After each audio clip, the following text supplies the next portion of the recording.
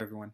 Today I'm going to show you how to compare fractions. So we're going to compare fractions. Now, imagine that you have 1 over 8 and 3 over 8. Now just remember what we use to compare. Here's the three common symbols the most common symbols they use to compare. You have this symbol here, this one, and this one. Again, remember that this one, we read it as less than, just because again, this symbol looks like what? It looks like an L. So that's how I remember which one means less than. This one, the one that doesn't look like an L, they read it as greater than. And this one is equal to. They read it as equal to.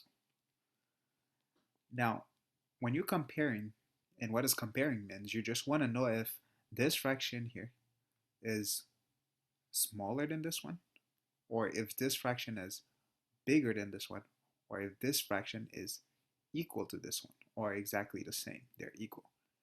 Now, what do you think? Is this fraction less than this one? Is this fraction greater than this one? Or is this fraction equal to this one? In order for you to know and to compare fractions, you need to make sure first that the denominator, the bottom here, are exactly the same. That's the only way you can really compare two fractions. If they're exactly the same, I want you to forget about them and only look at the top numbers. So if the bottom are exactly the same, forget about them and look at the top numbers. So that means what? I'm going to look at 1 only and the 3. So what do you think? Is 1 less than 3? Is 1 greater than 3? Or is 1 equal to 3? Again, we know that 1 is less than 3. Always read it from left to right. So 1 is less than 3. I'm not interested in 3. I'm not going to say that 3 is greater than 1 and put that symbol here. Again, you're reading it from left to right.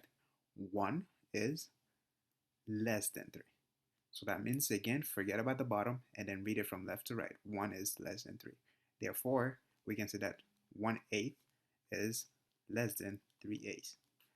Now, let's look at another example here. Let's say that you had 6 over 7 and 3 over 7, and we're about to compare them. First thing we check is the denominator. Once they're exactly the same, forget about them and look at the top only. Read it from left to right. What can we say about 6? Is 6 less than 3? Is 6 greater than 3? Or is 6 equal to 3? 6 is greater than 3. So therefore, we can say that that fraction here is greater than this fraction. So if the denominators are the same, just look at the top only and compare them. Let's look at an example where the denominators are not the same. Let's say that you have 5 over 12 and 7 over 18. It's quite hard here to compare them. So what you do is you want to change them in a way that you have the same denominator. So that's what we call the common denominator. So you're going to go on the side and write the denominator here, 12 on this side, and the 18 you're going to write it on the side here. And you're going to keep on adding 12 to find the LCM. Remember this common multiple. So you keep on adding 12. So when I add 12 to 12, I get what? I get 24. If I add another 12, 4 plus 2 is 6, 2 plus 1 is I get 36. And if I add another 12, I get 48. So when I add 112, I get 24. I added another 12, I got 36. Then I added another 12, I got 48.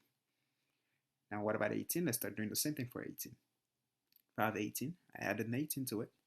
8 plus 8 is 16, carry a 1, 1 plus 1 is 2 plus 1 is 3. 36, I can stop right there. Why? I can see the number that they have in common here. So this is the least common multiple, and this is what I'm trying to change 12 into. I will try to change 12 into 36, and I will try to change 18 also into 36. Now the main question is, 12 times what will give me 36? Always think in terms of multiplication. So 12 times what? Again, the best way to see it is to see in what spot here is there 36. 1, 2, 3. 36 is in the third spot. So it's 12 times 3. That gives me 36. Remember the rule? Whatever you do to the bottom, do it to the top. So if I multiply the bottom here by 3 to get 36, I have to do the exact same thing to the top. So 3 times 5 is 15. And 3 times 12 is 36. What do I have to multiply 18 by to get 36? Look at 36 here. It's in what spot? It's in the second spot. 1, 2. So that means 18 times 2 gives me 36. Whatever I do on the bottom, I do it to the top. So 7 times 2 is 14. Now it looks obvious. Now I can compare them. Why? Because the denominator here is exactly the same. Again, how do we compare?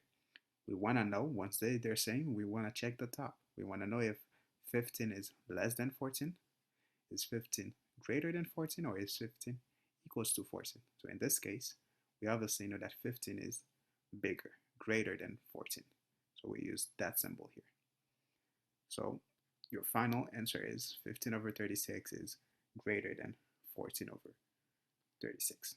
But what was the original question? The original question was to compare 5 over 12 with 7 over 18.